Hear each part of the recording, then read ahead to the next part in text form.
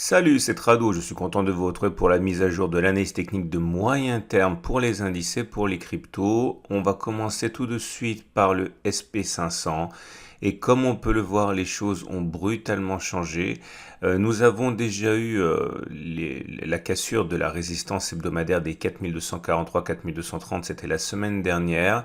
J'avais laissé le terme de résistance parce qu'on peut toujours avoir un faux signal, mais il est clair que c'est pas ce qui se passe le plus souvent. Et la semaine qui vient de s'écouler montre bien l'explosion qui s'en est suivie avec l'entrée massive de capitaux qui sont venus saluer cette cassure de résistance.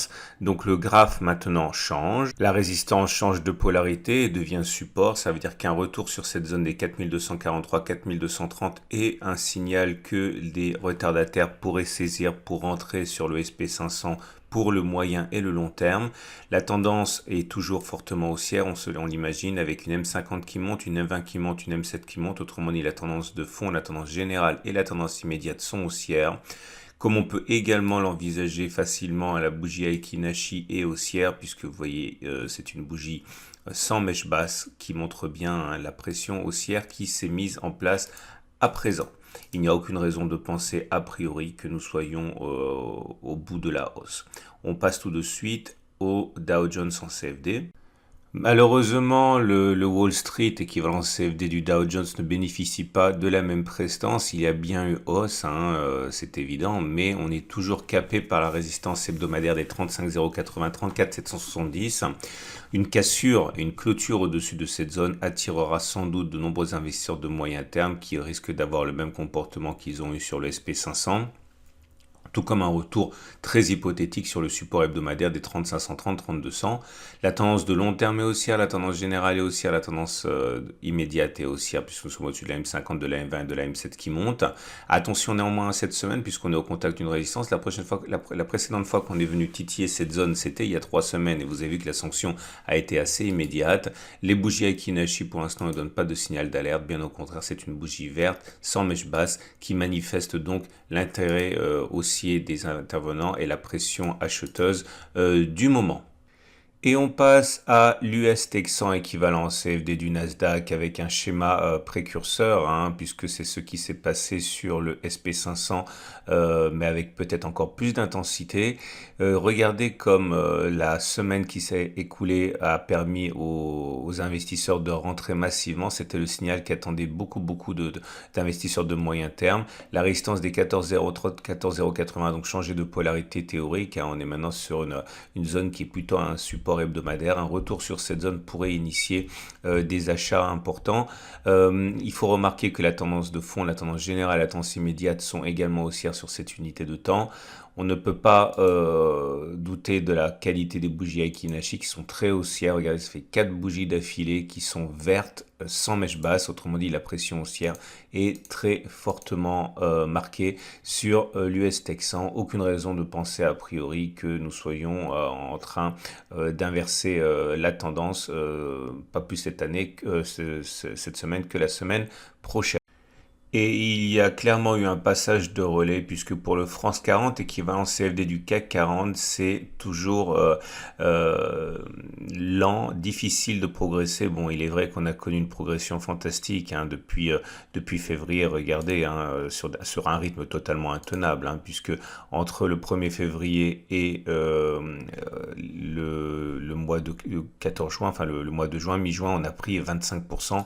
Impossible de tenir ce rythme. Et donc, ça fait 4 semaines maintenant que l'on végète sous les 6690, 6635. On peut envisager qu'une clôture au-dessus des 6690 la semaine prochaine ou la semaine d'après, qu'importe, pourrait amener de nouveaux investisseurs à se mettre en place. Maintenant, tant que la résistance n'est pas passée, un retour sur les 6107, 6100 est tout à fait plausible, même si encore une fois, plausibilité ne veut pas dire que ce soit forcément ce que la plupart des investisseurs envisagent, puisque la tendance est haussière avec la M50 qui monte, la M20 qui monte, la M7 qui monte, la tendance de fond, la tendance générale, la tendance immédiate sont haussières. Si on devait aller chercher Ce niveau des 6107, 6100, ça correspondrait quand même à une baisse de 6-7%, alors qu'on a des indices américains qui sont euphoriques. Encore une fois, c'est pas ce qui semble le plus probable, hein. Les bougies Aiki-Nashi, forcément, hein, sont moins positives que pour les marchés américains. Ça fait 2 semaines que l'on voit des bougies vertes, certes, mais avec mèche haute et mèche basse. Autrement dit, c'est de l'indécision qui fait suite aux 4 bougies avec des mèches hautes, mais pas de mèche basse, qui traduisait donc la pression haussière qui tend donc à s'évanouir sur le France 40. Et c'est la même chose pour l'Allemagne 30 qui acte la présence de cette résistance à 15 800, 15 750, en dessous de laquelle on végète maintenant depuis qu'elle a été créée il y a 3 semaines. Un retour sur le support hebdomadaire des 14 820, 15 160 ne peut pas être écarté.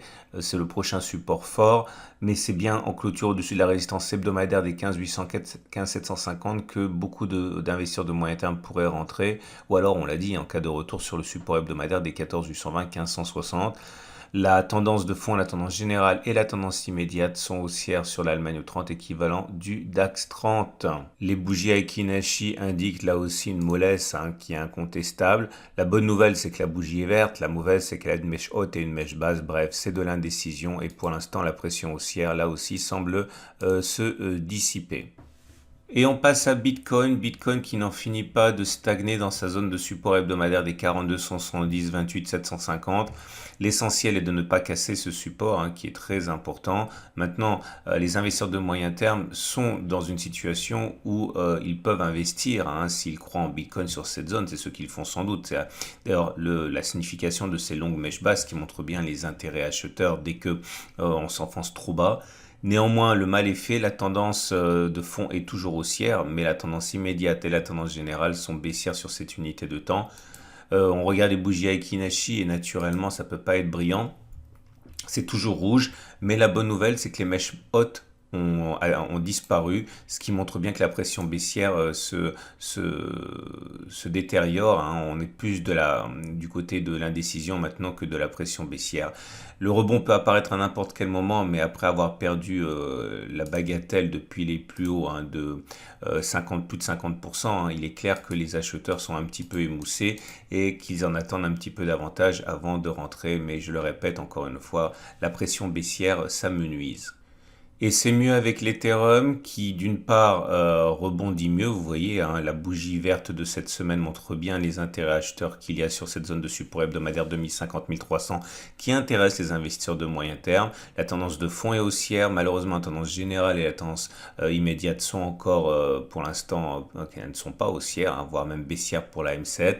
La bougie Aiki-Nashi indique que, pour l'instant, on ne peut pas se résoudre à affirmer que la pression est haussière. C'est toujours rouge, mais encore une fois, la présence de la mèche haute et de la mèche basse sur cette bougie montre qu'il y a plus d'indécision que lors des semaines précédentes, quand il n'y avait pas de mèche haute sur les bougies Aiki-Nashi. Pour l'instant, on pourrait même dire qu'il y a un harami haussier qui se dessine avec une bougie verte, une bougie rouge, le corps rouge englobant le corps vert suivant, mais ça reste encore ténu. Si on a une bougie verte au-dessus de ce harami cette semaine, ce sera un 3 inside up qui est un signal haussier, mais pour l'instant, encore une fois, tout ce qu'on peut dire, c'est que les achats ont repris sur cette zone.